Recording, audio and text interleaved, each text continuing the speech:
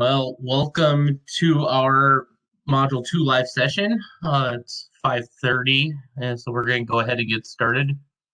I realize people might be coming on still, but I want to make sure to respect everyone's time. It looks like Amy is on. As we get started, I do want to do a quick sound check.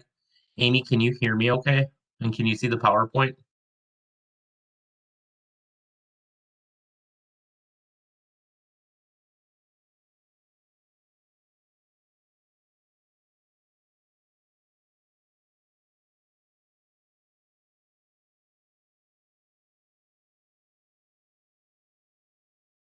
Ask one more time. Yes, Amy, I'm can you? sorry. I can. I'm Okay. sorry. I'm trying to do a Bluetooth. Oh, okay. Can you see it okay and hear me? I can see it just fine. Yes. Perfect. All right. So it looks like it's just me and you right now. So this might go fast. Okay. So, the agenda for tonight, we'll introduce ourselves, talk a little bit about Module 1, review ineffective and effective responses to children's emotions, uh, Okay.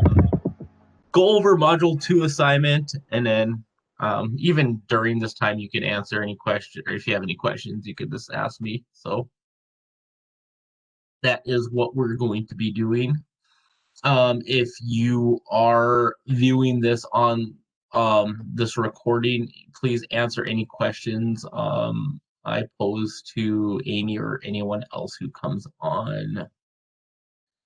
All right, so I know it seems a little redundant, but sometimes we have different students that join live sessions each week, so it is nice to have like a little short introduction to get to know one another. I just want to ask that you guys share your name, where you live, and your favorite children's book and why. So as most of you guys know, my name is Mike Hager, and I currently reside in Grand Rapids, Minnesota. My favorite children's book is Charlie the Caterpillar.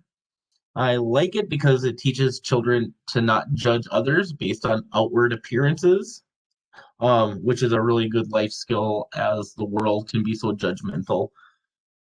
So if you are viewing this, please make sure this recording that you answer these two questions. And Amy, I'd like to hear from you. Just remind everybody where you live and what your favorite book is. Okay. My name is Amy Johnson. I live here in Central Florida. And my favorite children's book is it would have to be the Eric Carle collection, but it's really the Llama Llama, um, or yeah, Llama Llama. Yeah, is it Eric Carle? I think it is. Llama Llama Red Pajama, or the whole line of the whole collection, really, uh, of Eric Carle, and also the one with the Brown Bear. What do you see? Uh, so that it's all about colors, and um, I just think it kind of gets the students into a motion of, okay, learning colors, and okay, after one color there's another, and uh, so it just kind of gets them going. Kind of have several books, but I'll just leave it as that one. Yeah, Llama Llama is a good one. And Um, I think there's another one, I always forget it. Mini Stripes, um, talks about a girl who loves the lima beans, but she uh, bad, was a bad case of stripes. bad Yep. case of stripes. Yes. Yeah, it's kind of funny. I used to read that book to my 4-year-old a lot when I was they just seem to love that book. Yeah. Very nice. Well, thank you for sharing. I'm gonna keep moving on. Amy, if you don't mind cutting or muting muting yourself. Yeah, thank you. Because the background noise was probably from your Bluetooth. Was making some noise. Thank you. Um, so I want to continue on the module one reflection. Just wanted to take a minute to talk about it. First off, Amy, did you have any technical issues or struggles navigating the course? Um, I know. No, I haven't. I haven't had any. Great, great. Um, I guess one of the questions I wanted to ask most of you guys who are watching this recording, what stood out to you the most in module one and why? Um, I know that there. So yeah, what what stood out to you, Amy? Anything in particular?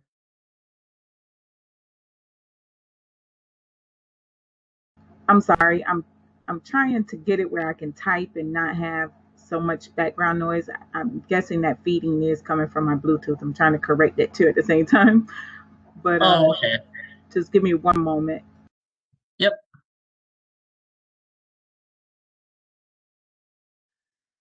So as Amy is waiting to respond to a um, discussion chat just because her Bluetooth is making some background noise. I did want to go over uh, being sure that that there are still some little kinks about Blackboard Ultra that we're all kind of getting used to. One is that discussions are not really automatically spell checked anymore.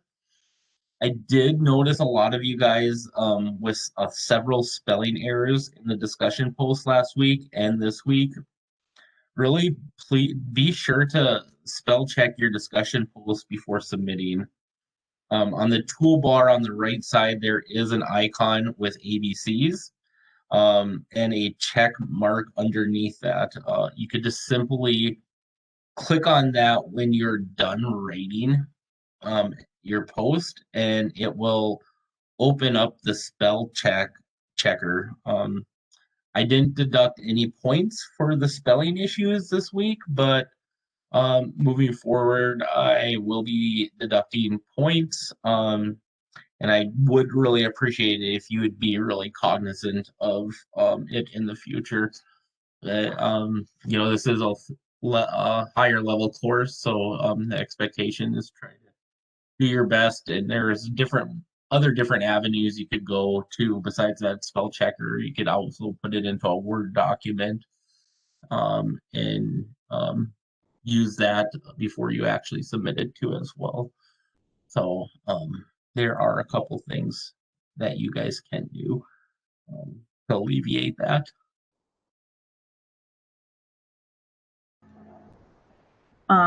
Yeah, I hope I corrected it, but I'll just try to make it brief. But I did find that temperament to me was something that stood out the most in module one. It kind of made me reflect on my classroom here currently.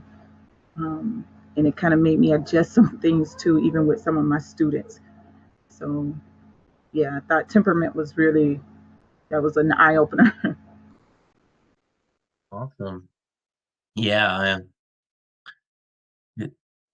Thank you for sharing, Amy. Yeah, temperament kind of was one of the key things from the module that I took out of it too as well. So thank you. That is very informative too. So yeah, so if you are viewing this recording once again, just make sure to answer these questions. I'm going to move forward to ineffective responses to children's emotions. Um, so I would just want to take a minute. Oh boy, I think I might have skipped over one slide. Oh, Here we are. No, sorry. Yes, I confused myself.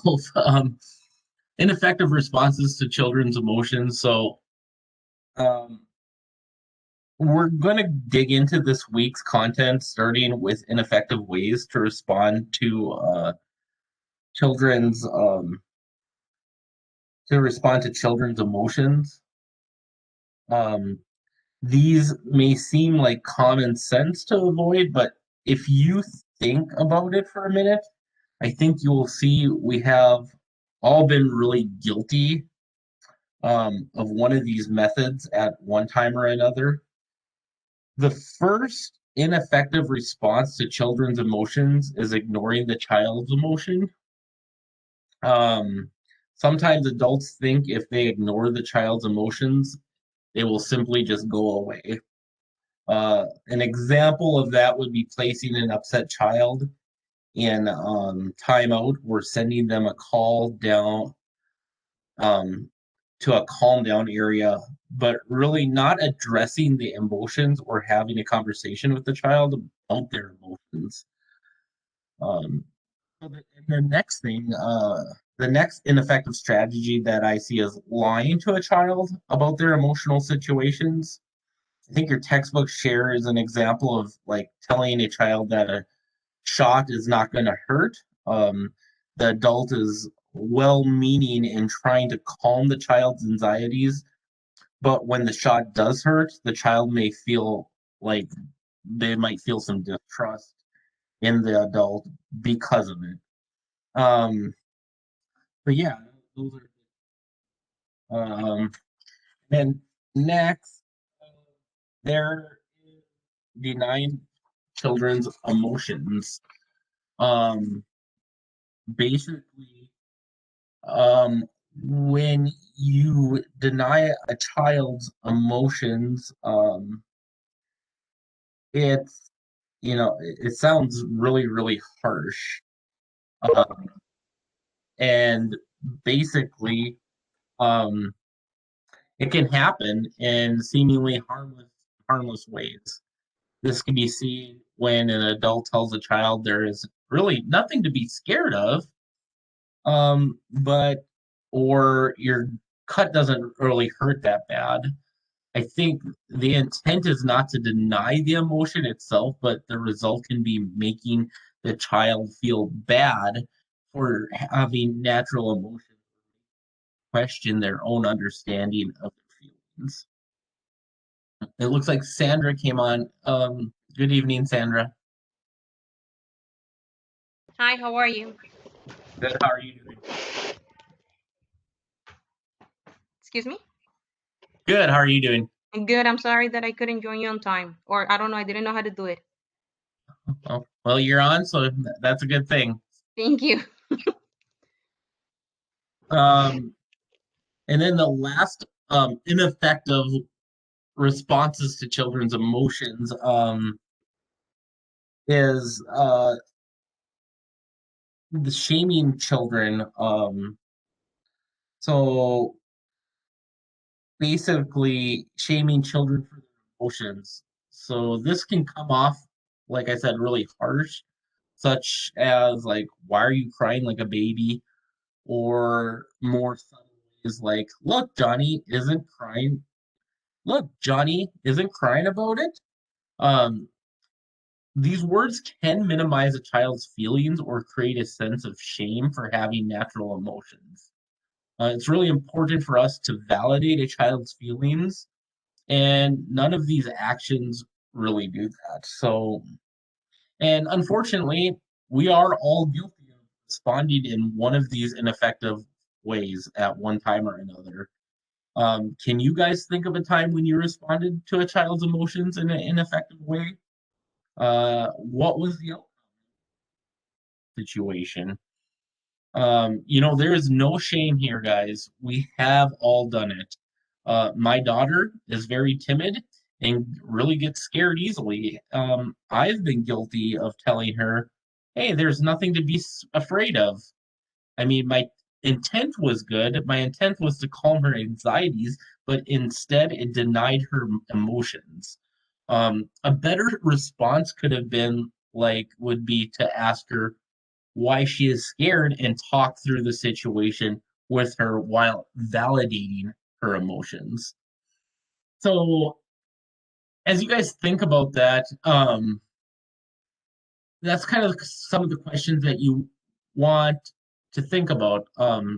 You know, can you guys think of a time when you've done when you responded to a child's emotions in an ineffective way? Like I said, I know we've all done it. What was the outcome, and what did you learn from the situation? And if you are viewing this live session recording, please answer these questions in paragraph format. Um, so yeah, I want to hear from. It looks like Sandra. Sandra. I would like to hear from you. What do you think? Well, I have a question for you actually. Like working with kids that are from 2 to 3 years old, that they can talk too much, like they're little to tell you how do they feel. And I think my experience will be related when the school year starts, that they are new Hmm. at school, that they are getting to know the teacher, and it's very challenging. Those, I guess, it's like the first month for them since they're so little. Hmm. So how do you, well, what I did is, of course, comfort them, be there with them, but at the same time, you can allow them to get very attached to you because it happened to me. There was this little girl who got so attached to me that I couldn't be out of the room.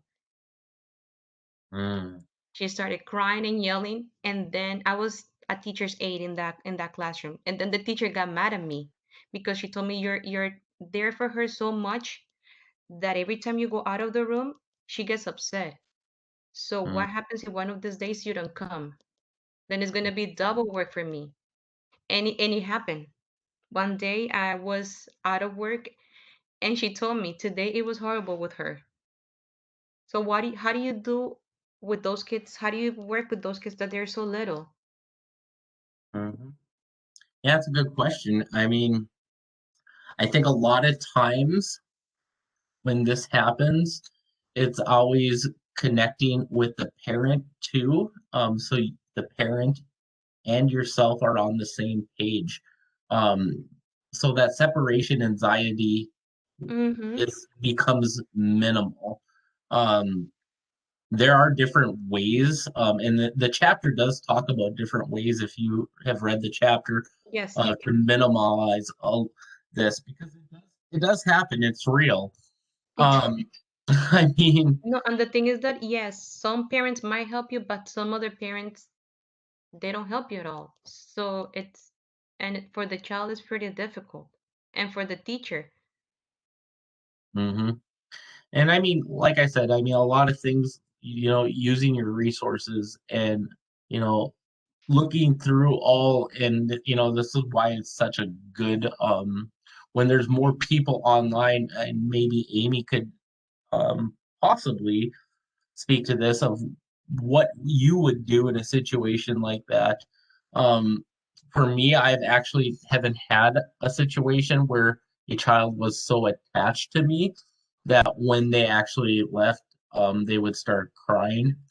Um, I think the biggest thing is trying to teach them the coping skills,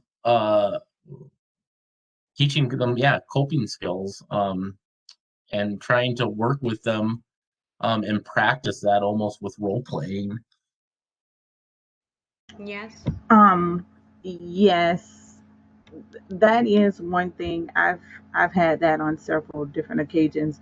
Um, but the biggest thing is talking to the parent and also talking to that co-teacher or that main teacher that's in there. And you're right, some of the parents, they don't want to hear it. They just want to drop off and go or pick up and go. But try to, in the past, when I've had parents that was, kind of like that, I just want to rush in and rush out. I've just tried to connect with the child, trying to figure out what is their favorite. maybe a toy or a blanket or a book. And I constantly remind them on a daily basis. And yes, the age 2 and 3, they don't understand that. And so, it does just seem like you're talking to them, over and over again. But that's a separation anxiety, it sounds like. And you've been like that comfort.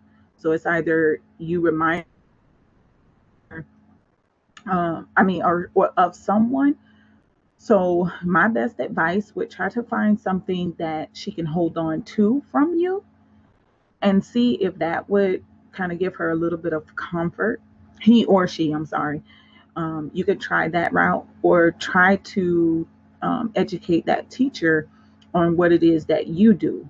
Maybe that teacher's vibe or that teacher's tension is maybe high, so that child is not really connecting with her or him very well. So it's kind of something that you have to change, either with yourself, with the child, or with the other teacher. It's kind of like an experiment. You have to try it for a while, you know, and it's gonna take that child maybe some time to even get used to it, because it does sound like it's separation anxiety that the child is having a hard time with, and she's feeling like everyone is coming and going.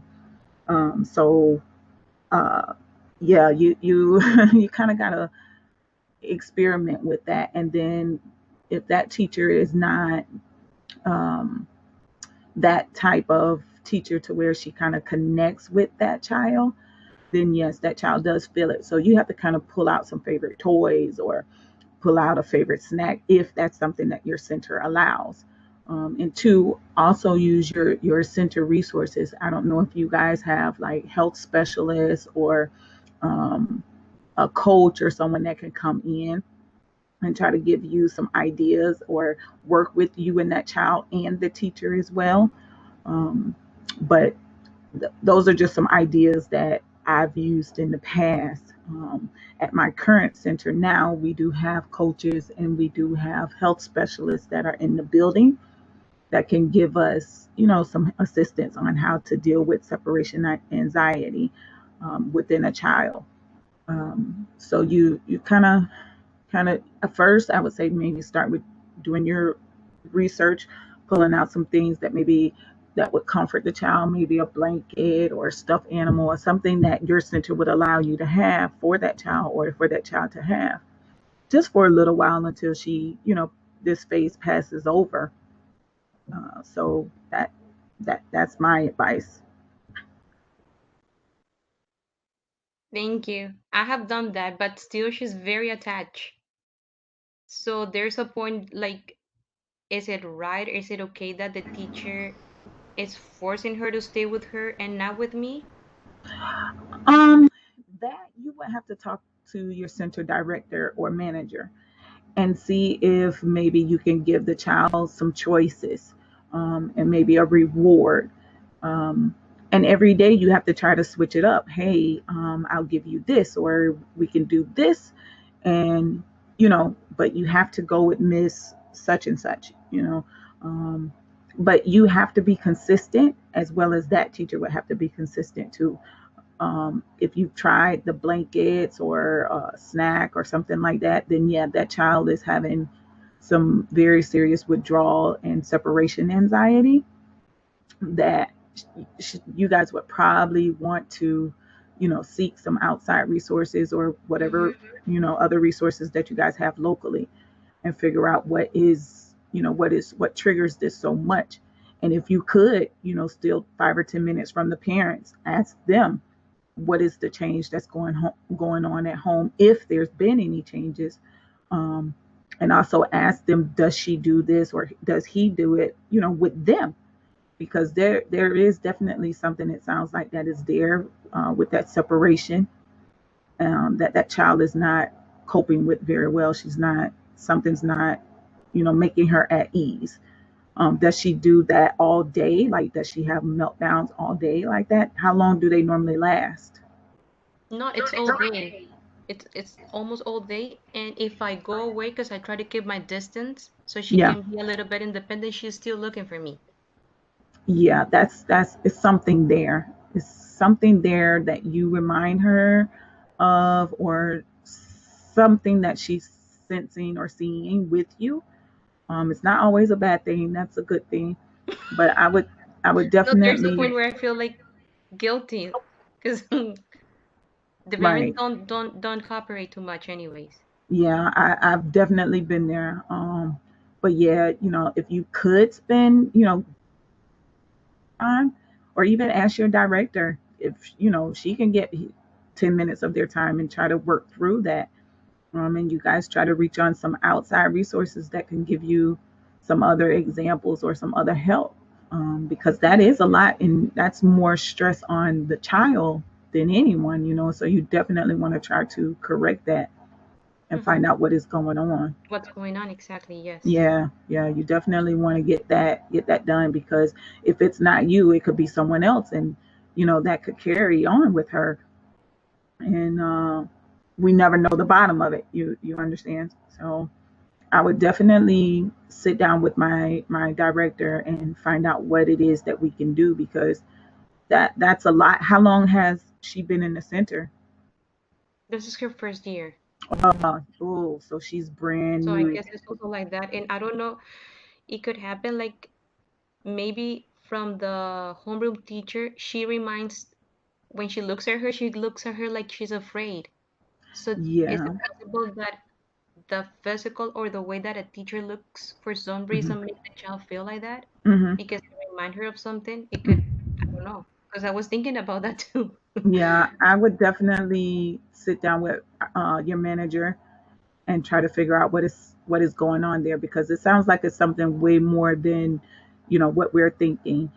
There could be some things that's going on at home that's making her very nervous and irritable about some things. So she's going to grab a hold to whoever she can, and it seems like she chose you, especially if you were the one that gave her that significant amount of time and care.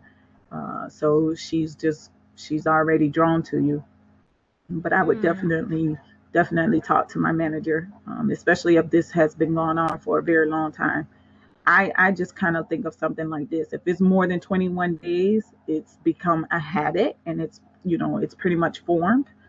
So I would definitely talk to my manager, and we we Thank you. we would have to come to some kind of understanding and figure out what's going on. Mm-hmm. Yeah, because they even thought maybe to switch me and put me in another room. But it's gonna make her, I don't know, make her feel worse, I guess. Yeah, that is true. Um, and two, it would make it feel like everyone is running from her or leaving Exactly. her. Mm-hmm. So you don't want to do that. You still want to make her feel comfortable being in that center and being able to see you and not have meltdowns. So that my advice would be, definitely at this point, go to my manager. All right, thank you. Very good insights, Amy.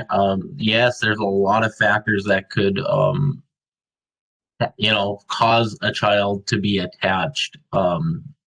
We talked about temperament last week, and even a teacher's temperament could remind the child of something negative of an experience that could trigger that anxiety, which the you have separation anxiety, and maybe they think that they look like somebody, or just the temperament of the person. um you know had a bad experience at one point. um so yeah, I mean, yeah, there could be a numerous factors. A lot of things is, also going back to the basics with ensuring that in your cozy corner, you do have, things that make the child happy, like the family, which I'm sure a lot of you guys probably already do. Um, and like you said, Amy, like a favorite toy or something is a good way um, to sometimes alleviate that. So, um, you know, Constant communication is key too with the parent. Even if they don't have time, if you could try to reach out to them, or if they could try to make time with you, um, that is also important. And ensuring that you and your teacher, your co-teacher, are on the same page, and you guys are actually debriefing after the child goes home. If you have a chance to do that, that would be great to come up with a plan so you guys have a strategy before you go into the day, um, knowing that, or if you're going to be gone for a day, that there is some kind of strategy um, in place before you guys actually, um, yeah. So that would be that's my suggestions for what it's worth. Thank you for the conversation. I'm going to move on if you guys don't have any other questions. So we talked about ineffective responses to children's emotions. Um, Now we're going to talk about constructive responses to children's emotions. The little girl that you see on the right-hand side is my daughter. Want to talk a little bit about constructive responses to children's emotions, which they're really, really important. That it's really important that adults recognize that children's feelings are valid, natural, and really serve a useful function of children's lives. It's really critical that adults do recognize that the children are still learning how to regulate their emotions and that they cannot change their emotions immediately. So I did want to look at some of the appropriate and constructive ways to address children's emotions. The first strategy is to talk to the child about their emotions. Um, and I don't know if you've done this, Sandra, but just some of the things that you could possibly do to help increase, trying to make more of a bond so they do feel more comfortable, and even with your other teacher. But this can help increase a child's emotional confidence as well as, validating the child's feelings. This does become a learning moment for for all children, as well as it could be an opportunity for a more secure bond to be created between the child and adult. Another strategy is effective reaction. So basically, it's actually effective reflections, and basically what that is it involves recognizing the child's emotions and naming the emotion for the child. So an example of that would be like if the teacher announces it's time to clean up your toys and a child stomps their feet and throws a toy, the teacher goes over to the child and says, "You don't want to clean up yet? You are mad that it is time to clean up? It's frustrating when we have to stop playing." This statement recognizes the child's emotion and the reason for it. The teacher is really what she's doing is voicing for the child what they are feeling, and therefore teaching the child to recognize their own emotions. At the same time, it also shows um, validation to the child because there's no reprimand for the action or emotion, but instead it's more empathy. Excuse me. And then lastly, educators can help children use their words to express their emotion from others. So this strategy helps gives the child more autonomy in dealing with their emotions in a practical manner. Educators can facilitate conversations between children when emotions rise to the surface. For example, when Billy takes Johnny's Play-Doh, Johnny yells, "Hey, that's mine," and then he pushes Billy.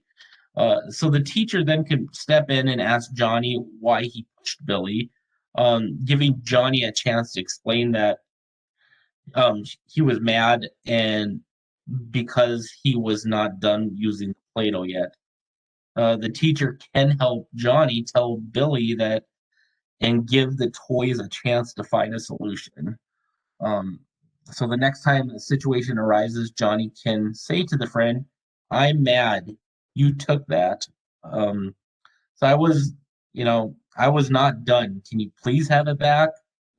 Basically, it will take a lot of attempts for the teacher intervening to get to this point, that the child can express their emotions on their own.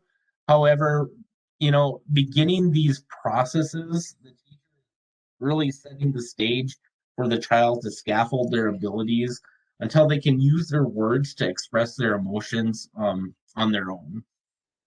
So, yeah, I mean, that is a little bit about that. And what strategies do you guys currently use to respond to children's emotions? What constructive method of responding to children's emotions do you guys find the most difficult and why? If you are viewing this, please answer these two questions in paragraph format. If you're viewing this recording. So Sandra, Amy, what's your thoughts on this? Um, with this, I'm still trying to figure this one out with one of my little friends in class.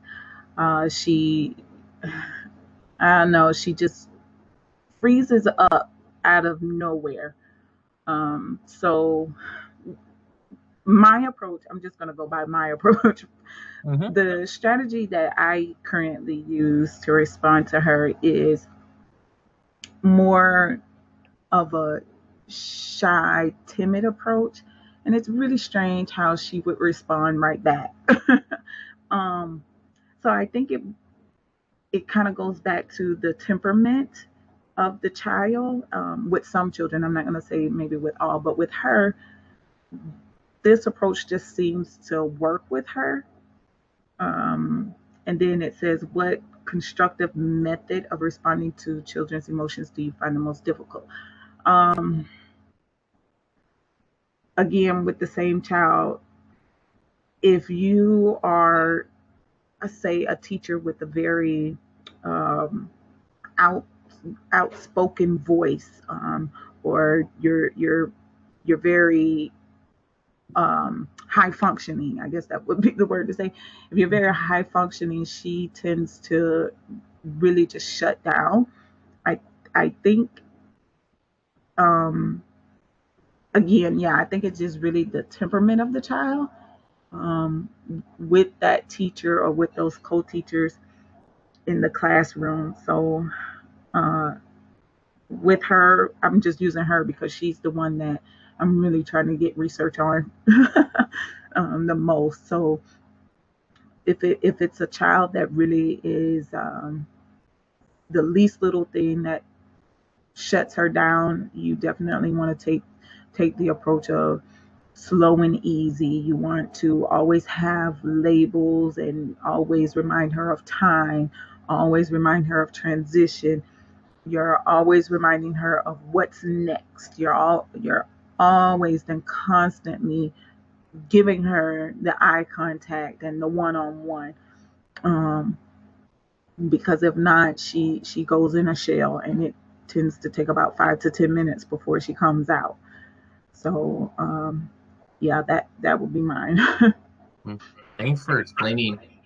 Um, yeah, I do a lot of first and then with my child,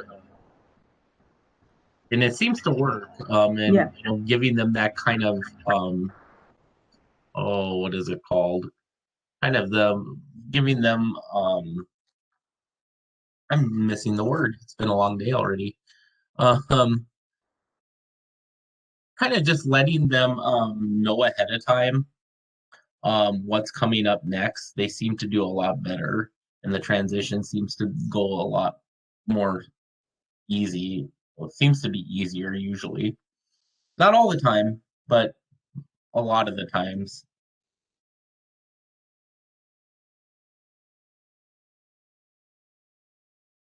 Sandra, do you have anything to add?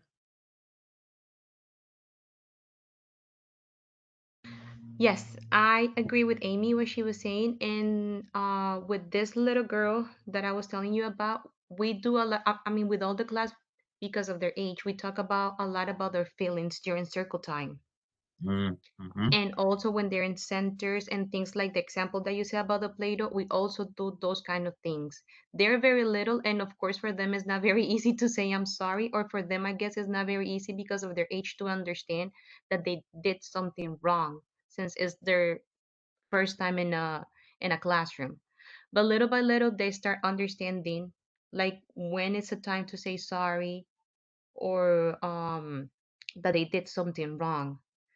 But and also during my experience and as an adult, I think that one of the most difficult things for humans is to control emotions, Mm-hmm. because maybe when we were little, I don't know if it's for you, I'm not from here, I'm from Colombia, so it was a different kind of education, and sometimes they don't teach us that. Sometimes it was okay to be happy, but it wasn't okay to be mad. It Mm-hmm. happened in my house. I don't know. It was okay to be happy, but to get mad, it was like something wrong. And I try to, even though they're very little, and with my daughter, I practice that too. That it's okay to be upset sometimes and to talk about it. And it's okay to cry. Never to feel shy to cry or to be upset, because like you just said, it is important for them to say why. And you as an adult explain to them why they feel like that, or if that is it okay, so they can control their emotions, because then we become adult and we still don't know how to do that, and that affects everything we do in the daily basics. Yeah, that's a really good insight. Um, I'm sorry. Can I add Amy. something to that? Yeah. Sandra, I think you're right on point. When you mentioned that you're from Colombia, that's another thing to consider, that cultures and Mm-hmm. the household beliefs. A lot of children, they are told to, you only speak when you're spoken to, or Exactly. you only look an adult in their eye when they're talking to you. Other than that, you continue doing something further, or you're not even in the room. So yeah, you're right on it. Just teaching them that, hey, it's okay to express yourself. It's okay to express how you feel, because with your child, or even with my students, I want to know if something is wrong with you. So you need to tell me if this person hurt you, if this person made you do something. You need to express this, and you're not in trouble. And that's one thing that we do in our classroom. We constantly remind them that you're not in trouble. You need to let me know what is wrong, so that I can help you. And so that, Exactly. and they are little, so it is something that you're going to have to say over and over and over again, and let them know that, hey, even though it's something that mommy and daddy doesn't do at home, or auntie and uncle doesn't do at home, always remember that you have a classroom family. When I was Exactly. teaching Yes. the 2 year olds, I used to always remind them of that. And you're right, they couldn't verbally express themselves. And it come to find out that I did have a few of them where the parents did not allow them to talk. So yes, they were behind on their communication skills, because, like I said, the family, you only talk when you're spoken. You only speak when you're spoken to, and so it made it very hard for them. But once I made them understand that this is their classroom family, and we share everything, they, just the look on their face was like, oh wow, I can say that, so yeah, you have to really take that into account, the different cultures and the different backgrounds and different dynamics of the family, because that does play a major role in it. So Yeah, it's a lot of different factors, and I'm glad you brought that up with the culture piece. It's huge. Everybody comes from a different culture, and I think with being a teacher, it's really important to understand family dynamics and understanding as much information you can with the family, so you can best support the family and the child when they're in the classroom. It's easier said than done because, like you said, Sandra, sometimes people just want to drop their kid off and then leave, and then you don't see them at the end of the day. So it's hard to make that connection, but um, you know, consistency and keep on trying to willing to keep on moving forward is huge, and trying to connect with them is really really key to have them to have a successful experience in school and you know in school and in life in general is huge. Um, so if is there anything else you guys wanted to add with the constructive responses to children's emotions? All right, hearing that there is nothing else, like I said, if you are viewing this recording, please answer the 2 questions in paragraph form to earn credit. The last thing I really wanted to talk to you about tonight is so you guys all did a great job on your written assignment from last week. However, I know it's really easy to miss a step in the assignment instructions. So which can cost you guys points on your grade. So I just wanted to highlight a few things about the module 2 assignment. Um, the best way to remember it is the rule of 2. Pretty much all the instructions ask for 2 things. You will need to respond to both 2 of the scenarios provided, list 2 strategies for each scenario, and respond to all 4 questions for both strategies for each scenario. Also, I want to help you work smarter, not harder. The strategies are already listed for you on the assignment instructions, so you don't need to go searching for them yourselves. You can just select 2 for each scenario from the list.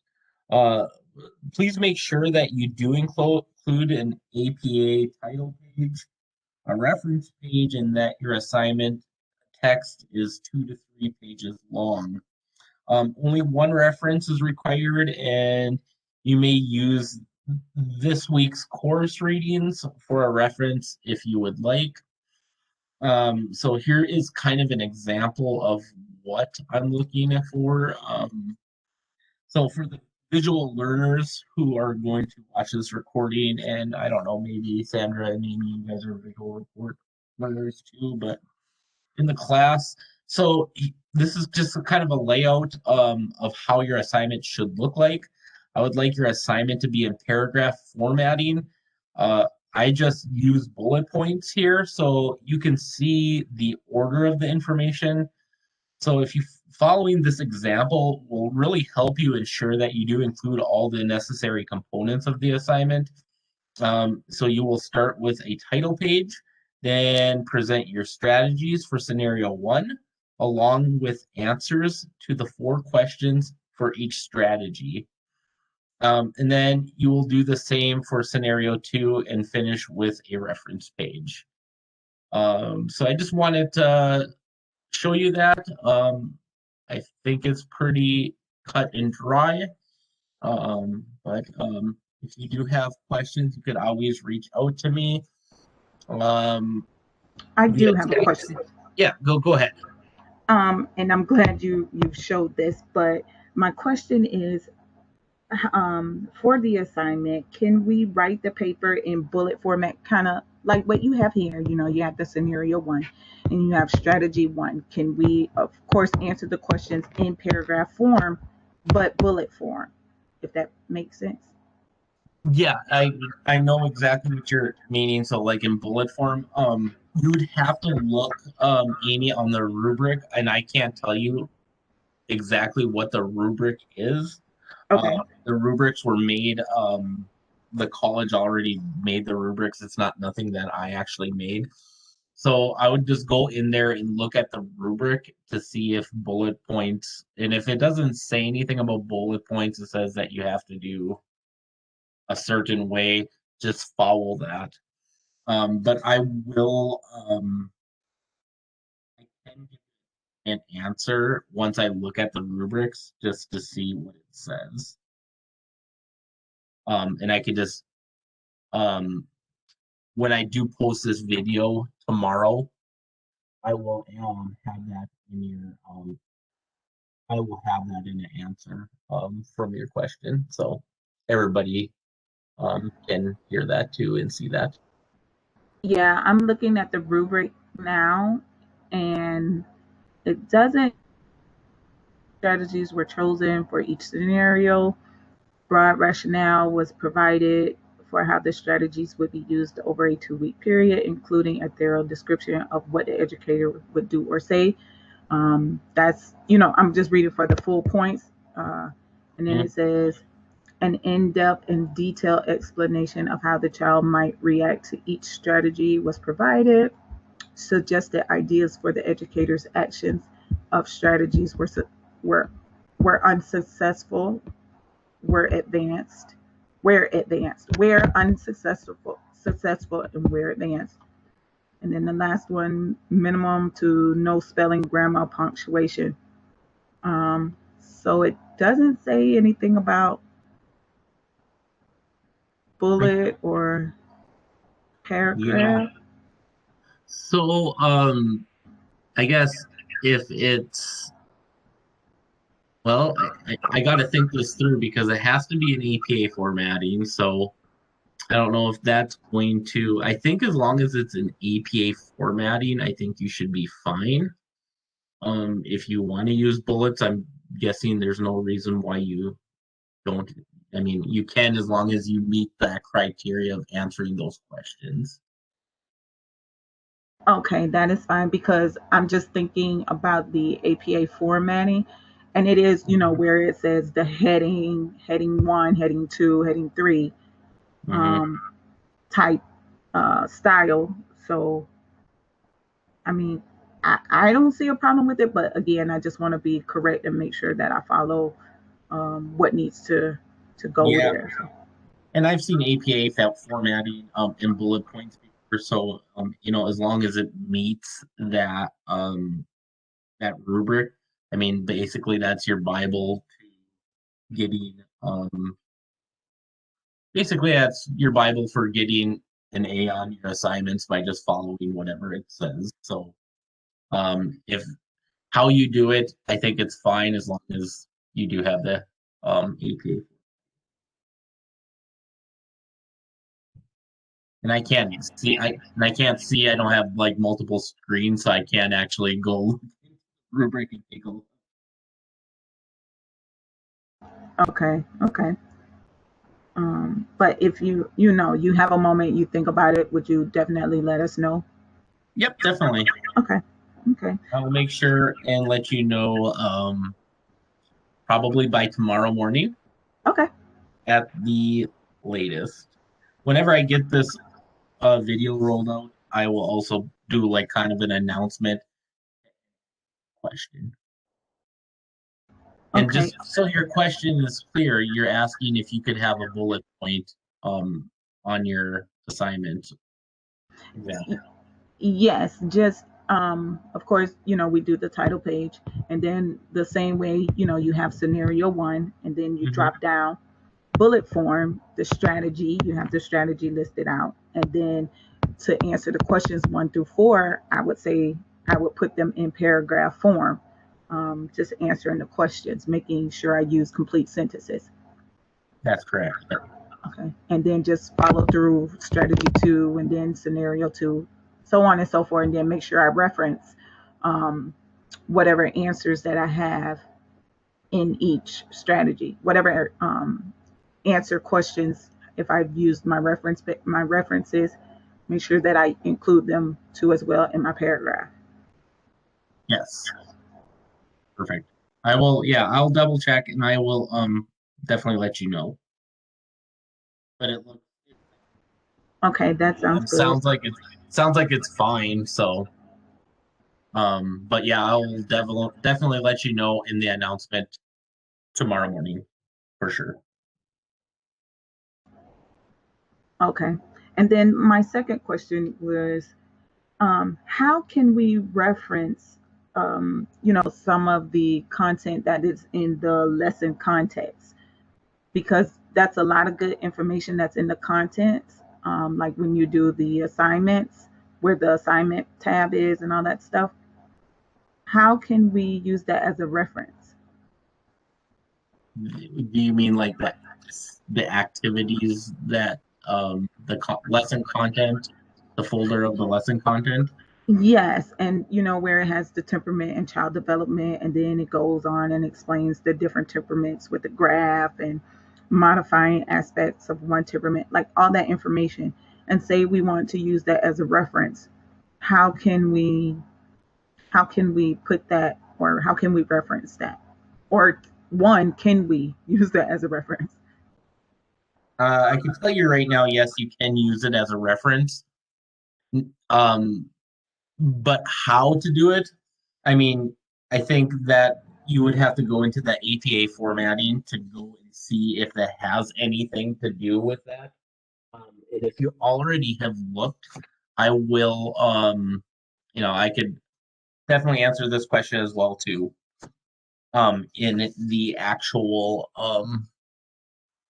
announcement when I post the video tomorrow morning.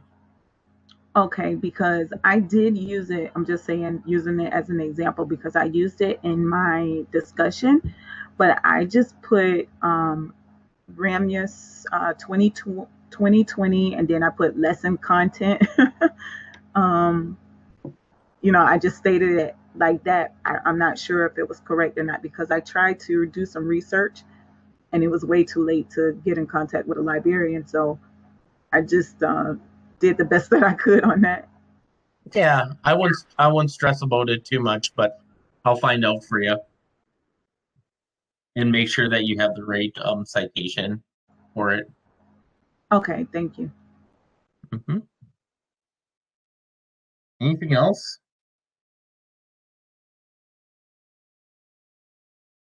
All right, hearing that there is nothing else, um,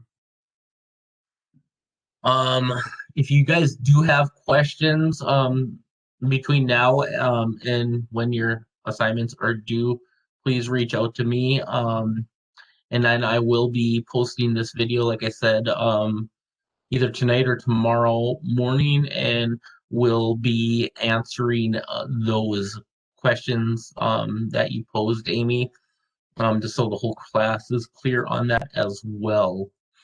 It has been a great conversation tonight, Amy and Sandra. I do appreciate your guys' time. If you guys don't mind just typing your name in the chat box, that will tell me that you are here and you will receive full credit and you will not have to do anything else for the live discussion. And have a good night. Yeah, have a good night, ladies. If you have any questions, feel free to reach out.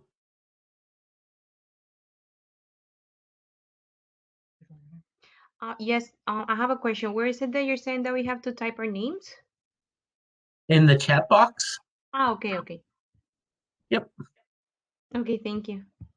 Thanks, Sandra. Have a good night. You too. Thank you very much. Yep. Have a good night, Amy.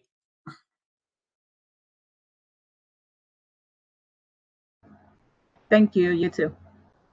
Thanks.